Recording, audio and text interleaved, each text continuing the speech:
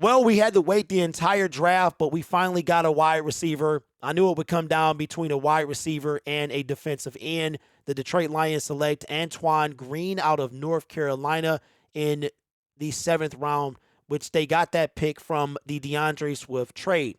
Now, I like this.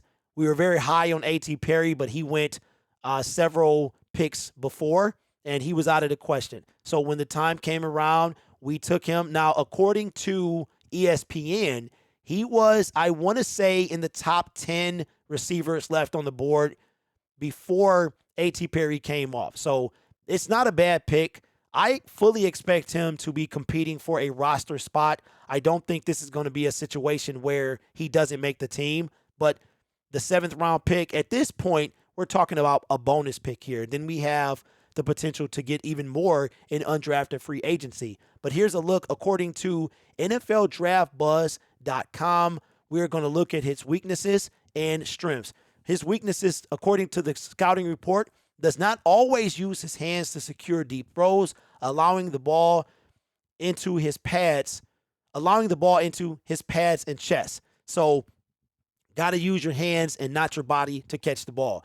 He'll be coming into the NFL from a wide open spread offense in which Green ran a limited route tree. That's cool because he can work with Antoine Randall L to up his game. His ability to track the ball is good enough, but too often he lets the ball get into his body downfield rather than snatching it with his hands. So his biggest weaknesses is catching the ball with his body and not his hands. And that's like priority number one. You gotta catch it with your hands. His strengths: does not have exceptional straight line speed, but takes advantage of open seams against his quarterback. When his quarterback is on target. So that means that Jared Goff, you have to be more of a precision for him to really benefit. Green has strong hands and is extremely competitive. If you got strong hands, use them to catch the ball. And Green has an innate sense of timing when it comes to elevating and high point ball. So he looks like a jump ball type of guy. He combines good speed with his size, and he accelerates off the line better than most big receivers. Speaking of big, I got to get his height and his weight. He's broad-shouldered, kind of like me, long limb, and a smooth athlete who showed the ability to make plays downfield. So he looks like it looks like he can make plays, but he's got to become a playmaker. Has the knack for getting open and is a quarterback's best friend. Passers just need to toss the ball in his area, and he'll come down with it. So he is the jump ball guy. Somebody put in the chat how big he is. I would appreciate that. Says, Green tracks the ball well downfield and consistently runs under long throws. Well, if Jared Goff develops the problem of overthrowing his receiver, then he is going to benefit from that. So the chat is saying he ran a 4.7440. He is 6'2". Okay, so will he be our biggest wide receiver? So he's a $199, 6'2". That's cool. I'm not nervous about this at all. We can't be nervous about a 7th round pick. And obviously, and y'all was just saying in previous videos that we didn't need a receiver, right? So you can't be mad at this. You literally, if you were one of the people that said we didn't need a receiver, you have zero complaints to make right now because we got a big body guy, a tall, lanky guy, a jump ball guy who needs to be taught to catch the ball with his strong hands, stop using his body so much. And it looks like if you put this, you have to be accurate for him to really benefit.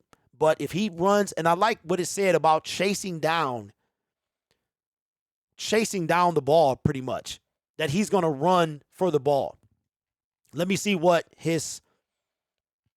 they gave his hands a 71%, short receiving 71, intermediate routes 80, deep threat 80, blocking 62. His overall rank or grade is a 74.2 out of 100.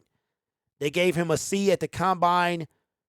No, I'm sorry. That just tells me, yeah, he ran the 40 in 4.47. Not mad at this. Not mad at this at all because it looks like he has.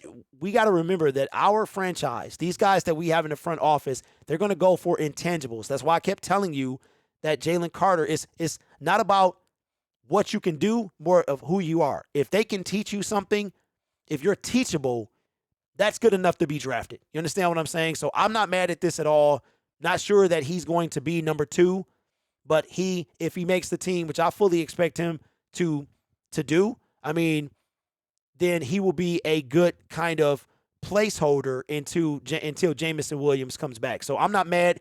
We got a receiver. All I wanted was a body. If this guy turns into making the team, that's fine with me. I fully believe being a 7th-round pick. I mean, last year, our 7th-round pick, Chase Lucas, he didn't make the practice squad. He made the team. He didn't get cut and then picked back up. He made the team, and he was a 7th-round pick. I think he was picked later than Antoine Green. So let me know your thoughts in the comments below. Take care of yourself and each other. And as always, go Lions.